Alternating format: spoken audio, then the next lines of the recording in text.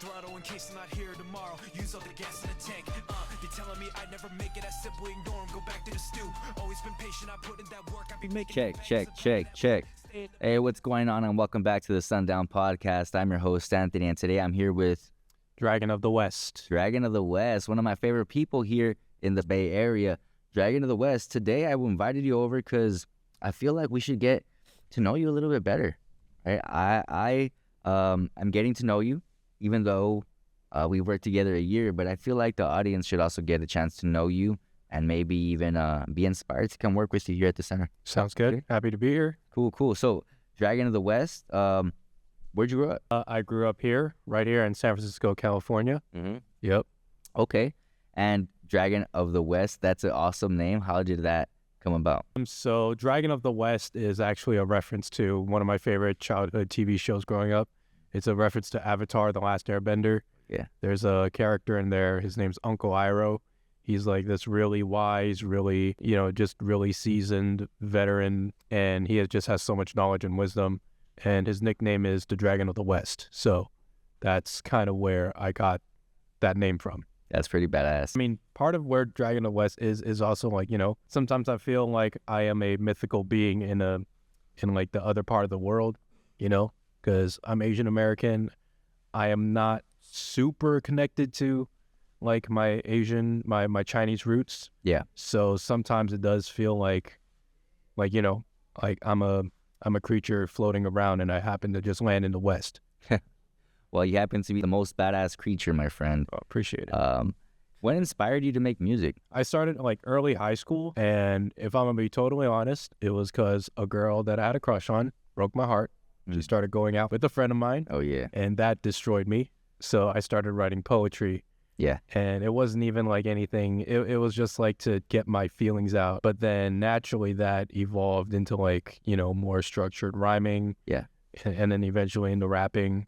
At some point I also picked up producing not too long after that. And it's just something I've never stopped, like for the past 14 years. Half your life. Yeah, more than half my life. More than half your life. Yeah, well, I feel like it's safe to say you're a professional at what you do. That's a really long time, man. And it's awesome that you're able to do that here in your own city and with such an awesome name. So 14 years has been a long time to learn a lot of what you know now. Tell us a little bit about what you do here. So my official title at Sunset Youth Services is a creative lead. To just kind of break that down a little bit. So I help the kids out with their recording sessions. I help them mix and master. I teach them how to make beats. I manage studio time. So just anything I can do within my power to make sure that anyone who comes in here, they get to make the music that they want to make. They get to record, that they get time to be in a studio. Like anything that pertains to that is my job. Sweet.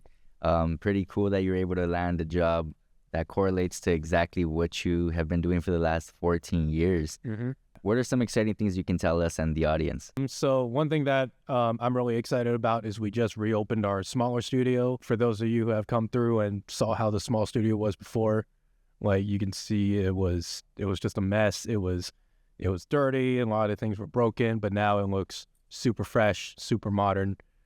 So we're super excited for that. We're about to start programming pretty soon. So True. Any youth coming through who want to learn how to make beats and make music and get paid a little bit of money doing so, be on the lookout for that. Yeah. And they're going to be able to do it in these newly revamped studios. I feel like they are much more comfortable the way they're set up right now. So thanks so much for doing that, Jason. Yeah. And I think I'm going to have to get in there and pop off with another song or so. Because you definitely should. Yeah.